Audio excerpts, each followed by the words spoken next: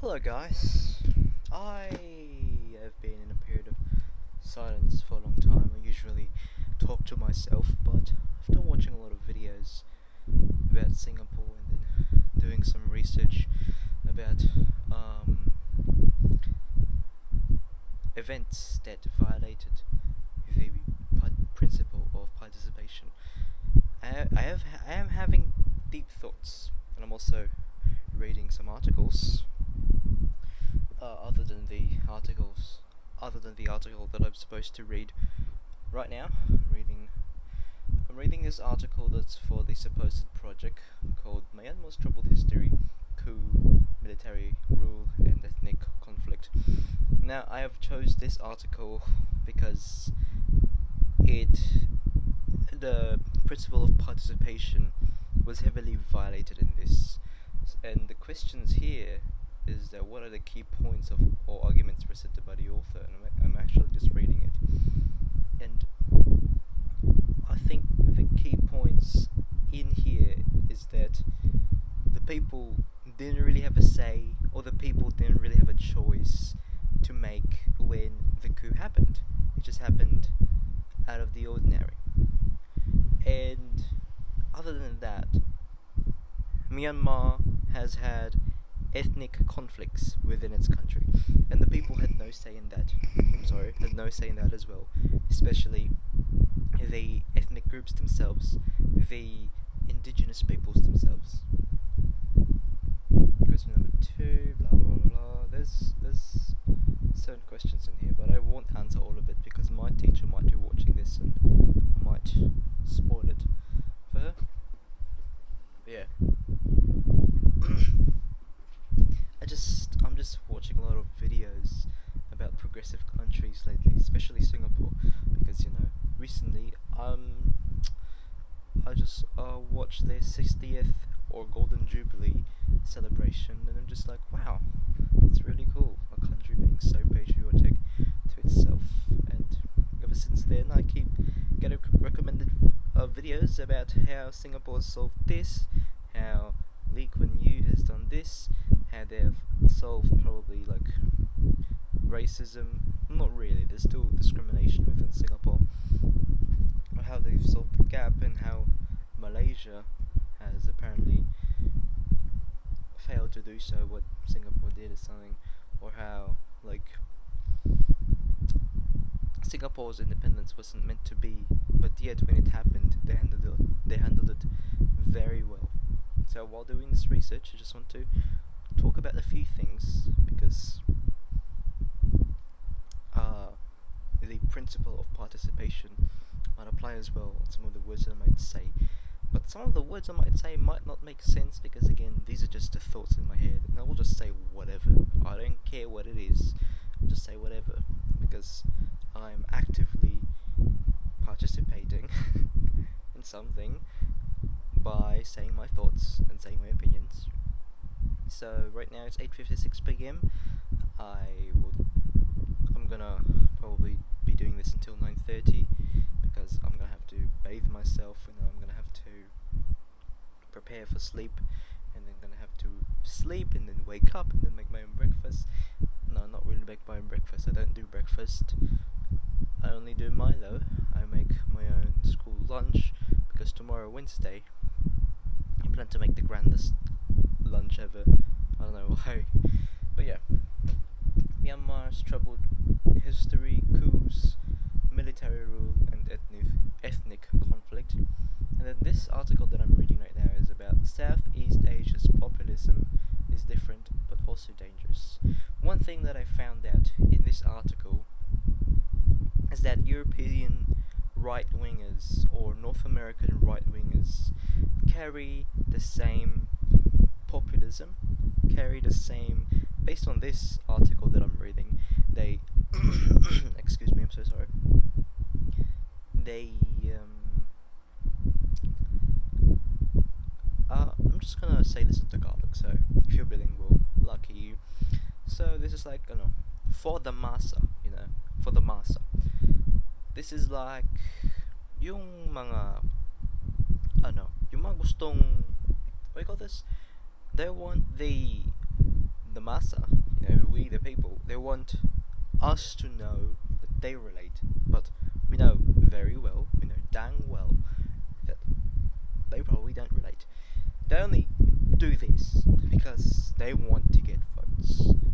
But I guess let's say educated people. I'm not going to do those. Educated people know very well that they just use it for votes. But most of the time, again, what I have noticed is that right wingers in Europe, the fascist ones, they like the ones that say, "Oh, we will crack down on immigration, we will do this and that, we will stop indoctrinism, we will do this and that." I actually don't like them. What's similar about this is that, okay, I'm just gonna read that part where I realized that how similar they were. Sorry. While populism is sweeping through Europe, North America, and now Brazil, it is also making gains in Southeast Asia. It's been happening for years. The region's autocratic-leaning populists, those who have already ruled and those who are attempting to win power, use similar strategies, positioning themselves as outsiders who can solve problems where elites have failed. In my own opinion, in my own thought, I think this is when they try and act like they relate to the people. And by the people, I mean they relate to us.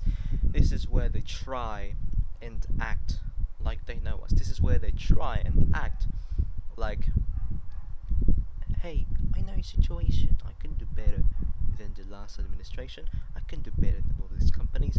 It's like I get the vibe. I get a vibe like that when the positioning themselves as outsiders who can solve problems where at least have failed gets in my head. Offering brutal approaches to crime. Very familiar, right? You know what? Whatever. I'm gonna say this. Offering brutal approaches to crime. Oh yeah. Forced deportation, I think. Trump with his forced deportation of whoever it is. Actually, he doesn't care if you're an actual US citizen. It is a brutal approaches to crime. And being a foreigner in that country is already crime to him. And there you are.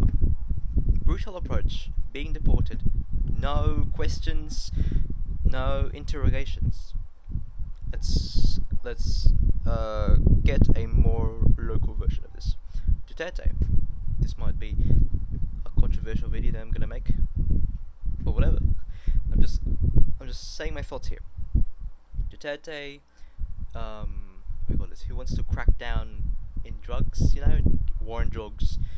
He apparently killed all those who apparently, here's the keyword, apparently, who apparently does drugs. Well, some of them did turn out to be drug addicts, some of them did turn out to be drug users, some of them did turn out to be illegal drug users, like I just said, but some of them are innocent people. And he killed them. Well, not really he directly, but he ordered for them to get killed. So, offering brutal approaches to crime. Crime equals illegal drugs, or just taking illegal drugs in general. Brutal approach, getting killed. And this is where the problem is. Like I said, some of them but some of them are probably. We say probably or might be because we don't actually know. Well, some have been confirmed, but what about the other people? They might be or probably be innocent. And this is what's happening in El Salvador as well, where they arrest, take this in mind, arrest people because they look like a gangster. Especially if they have so many tattoos, actually. They arrest them, but they don't kill them. That's one thing, they don't kill them. What makes it so different from the Philippines and El Salvador? Actually, I don't even know deeper about El Salvador. From what I know, they don't kill them, they just arrest them. They probably torture them or something. But hopefully not, because I'm just gonna use that they arrest them uh, argument. So the difference is that with these crimes, the brutality differs. For us, drug abuse, let's say drug abuse, will get you to death. Well, it's mostly, I think, the police that uses their power. But in El Salvador, being in a gang results you to landing in prison. Some Okay, if you don't know why they're doing this on gangs, it's because there's been gang violence in El Salvador. Pretty sure everyone knows that. They're notorious for that. They're infamous for that. And ever since the arrests, there have been no more violence. The only problem is that there are some families that have actual innocent members of their family who were taken just because they look like a gang member. But the big difference is that they they actually have eliminated, not all, but they have lowered down the number of gang violence. Again, the people who they arrest, not arrests, the people who they arrest are people with too much tattoos, because people with too much tattoos, I think in Central America, basically just gang violence America, people with too much tattoos mean they're probably in a gang or something, so that's why they arrest them. But yeah, again, the difference within here is that something did happen in El Salvador, but for us, what happened? I have never heard of a result. I have no idea what happened. I saw the results in El Salvador. It was good. It was good that they lowered down the rates of homicide or gang violence. It was good, but there were some downsides, of course. All these humanitarian groups condemning them, but it's for the good of their own country. How about us? What's the result? I've never seen a result at all. Honestly, I've never seen even or stumble upon a single result. So if you have a result, or if you think it's a result, so sorry, I keep burping. I ate quite a lot tonight. So if you think that there are results, or if there are results, and there's actual articles about this, maybe put it in the comments below, because I want to know. He's messaging me right now. I want to know if there are actual results. And targeting vulnerable groups within societies. Vulnerable groups. So by vulnerable groups, I think this means in Western Europe, like the European populist parties, the vulnerable groups would refer mostly to immigrants who just got along with this wave of, racism. I'll just call it racism, because it is racism after all. I mean, I just hate these far right European and North American parties who say that they will eliminate immigration. Not really eliminate immigration, but they will eliminate legal immigrants. But in reality, just eliminate everyone who are immigrants, because are citizens above all or something. But those immigrants are actual citizens of your country, so they should be above all as well, right? What if I apply the same thing here in the Philippines? What's gonna happen? They would say that it is dangerous. What we are doing is dangerous, and that it is oh my goodness, what do I say? They will call us as a bunch of dangerous people, a bunch of hateful people, because we are literally giving them a taste of the medicine. What I want to do is what they do. I want to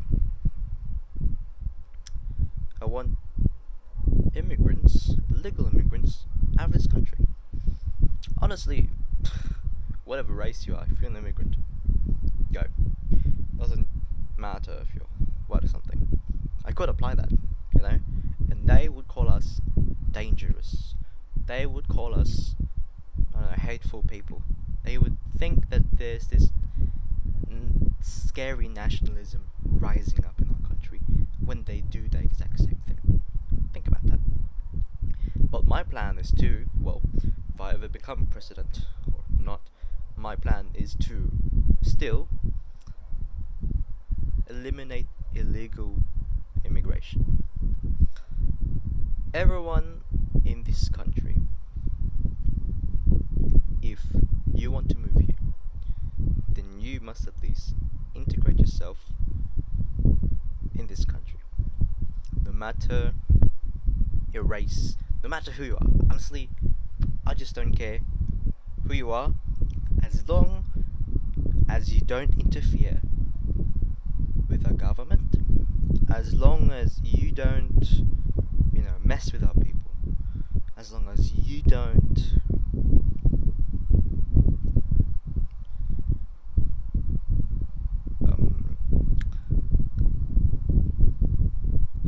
what do I say? As long as you are a law-abiding person, then you're free to stay here. But if you are arrogant, yes, arrogance, if you are, if you try to harm our people, if you try to, I don't know, mess with the government, or to infiltrate the government, then that's the time that we deport you back to your own country. That's it. All I want is for everyone to come here. Everyone is welcome here. I don't care who you are. I don't care what race you are. I don't care what language you speak. You're welcome here. As long as you are a law-abiding citizen. Again, it's not... how do I say this? It is not just those that could lead them into deportation. There are many other things that could happen, but yet they're still free to stay here. And it's not just those reasons why they're free to stay here. There's more than that. Why they're free to stay here. And I want to do something like Singapore did, being a multiracial nation. Well, honestly, we're not really that multiracial, but considering we have ethnic groups, we really need to consider our indigenous groups. They are, we have economical discrimination, I guess. What they did in Singapore is that, again, despite of their race, religion, or language, the economic discrimination was gone, and everyone was equal there in terms of economical status or something. I don't know. That's how I understood what I've been watching lately. Anyways, I'm still doing the research. I'm going off track, but again, this is a yapping video, so yeah. And since I want to apply what they did in Singapore, I want to apply what they did there to our own people. See, there's Filipinos, but there's also Chinese Filipinos, the original Chinese people, not the mainlanders. What? No, Chinese Filipinos, I mean Filipinos of Chinese descent, the ones living in Binondo, or the ones who speak Fukien, yeah, those people. We must do something, because again, indigenous groups are marginalized. They fall below, I guess, the spectrum of I'm just trying to piece the words together, but they fall behind, and because they fall behind, they would be known as poor people. which is why I want representatives for indigenous people if I ever become president, because I believe that our original heritage in this country, the different cultures around this country, I believe they matter. I've went to different regions here in this country, and how many and when I went there, I felt like I was in a different place because of the different culture that there was there. I believe that we should preserve that in every different place. If the culture here in Manila is different, then we should preserve it. If the culture in Ilocos is different, then they should preserve it. If the culture in Bicol is different, then they should preserve it. I don't even know what I'm saying. What I'm saying is that we need a representation of each of these regions. We need a representation again of each of these indigenous people so that they may protect their heritage, and that everywhere in the Philippines wouldn't just be one common template on where it's just the same. And I believe that would be very cool because you would feel like you're in a different place or different. Again, yeah, you're in a different place, but you're not in a different country. What else to say? Economy, economy. Yeah, too complex for me. I don't do maths. What else did I say? Honestly, I don't know. I just want good governance. But I have so much wants that I forget what the people actually need. I mean, don't get me wrong. What I want is what the people want. But most of the time, my wants foreshadow what the people actually want. And I think the people's wants are more important. I think we should listen more to the people. If I were president, I would like to walk around the streets everywhere in this country, doing occasional visits just everywhere. I just want to talk to the locals in this place. I want to talk to the locals in that place, ask them how they're doing. What else? Maybe hear the thoughts or feedbacks. I don't think any. Okay, a politician has done that, and it's Vico Soto. I've seen videos of him going around Pasig City. And I think that's very cool because people won't be starstruck. And why is it important that people won't be starstruck? Because they would. I don't know. I don't really know the right words to say about this, but it's just like there's this. Being starstruck means that, like, meeting this leader or this boss, I guess, wouldn't feel like it's just a rare occurrence, or wouldn't feel like that. Huh. I don't know what else to say. I want to piece the words together. I really do believe that not being starstruck, or not being like so, oh my gosh, it's the mayor, like that, is important. Because every time you see your mayor, it's like you're in the hands of good governance or something, and you've seen the projects everywhere. And I don't even think that you need to plaster your name everywhere, or you need to plaster your name everywhere just to appear as a good leader. I don't think so. It's 9:17 p.m. I haven't even done a single thing about the research. I did have another research earlier, and I did come up with something, and it's about the coup. Oh no, it's not about the coup. It's about the conflict of Myanmar. No, Myanmar, not Myanmar. Of Cambodia and Thailand, and I don't even know how this relates to the violation of the principle of participation. So I just decided to do another research because I can't find any. Because I first thought that maybe it's just the people not being able to say something about this. But when I saw the questions, I was like, it's more deeper than that. So I decided to search more, and now I'm actually running out of time.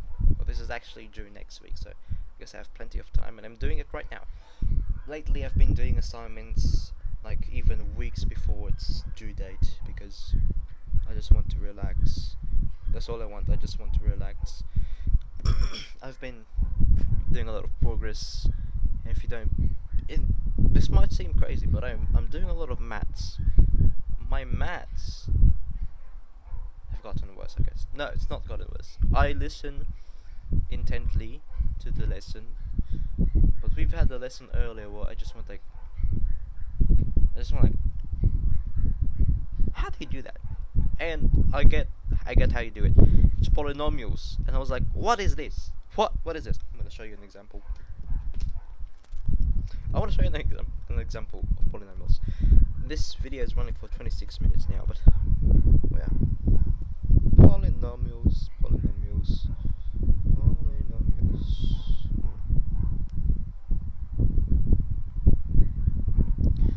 Well, this is our polynomials. Oh, well. Lower this down. There you go. Now, I'm still trying to get this, but maybe I'll do more research about this, which I probably won't, but I'm trying to get this. I get the other lessons, about past lessons, and I get it. This one is just, what is this? Just made me go, what is this? So, 919. Okay. What else do I talk about? Well, I just want to keep doing this research. Myanmar coup. Copy. Paste. Copy. Paste. Yeah, honestly, I just want to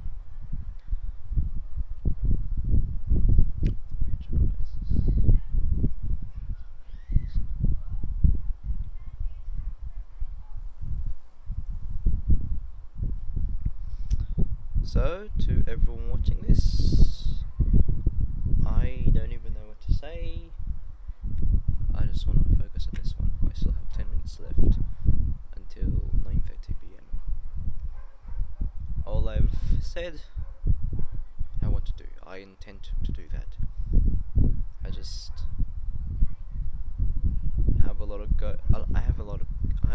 going on in my head right now that I can't exactly tell you how much I want to do it. But I know someday, if I don't become president, maybe someone else would do it, and maybe they'd do better. What I realized is maybe I don't need to have absolute power just to fix something, because I've actually wanted to have absolute power just to fix the problems in this country, but I realized that I don't really need that, because others have progressed just by retaining the position they already have without even changing anything about it.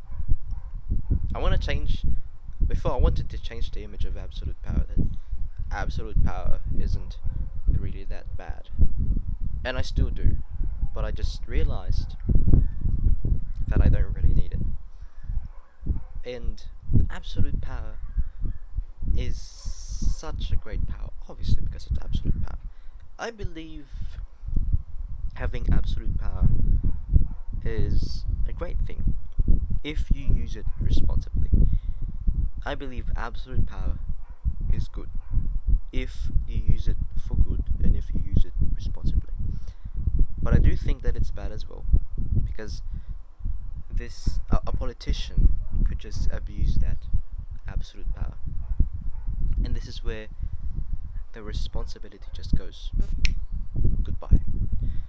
When you don't use the absolute power responsibly, things would go haywire. But if you know how to use that absolute power responsibly, it would be just fine. That's why I wanted to have it in the first place. But I realized that maybe not. So yeah.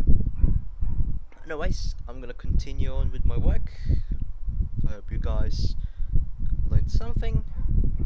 I hope you guys at least listen to me, listen to my thoughts.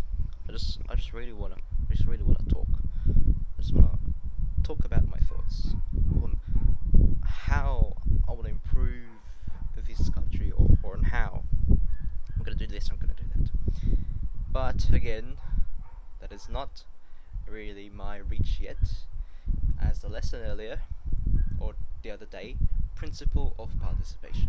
The least I could do right now is be a good student. The least I could do right now is honor my parents.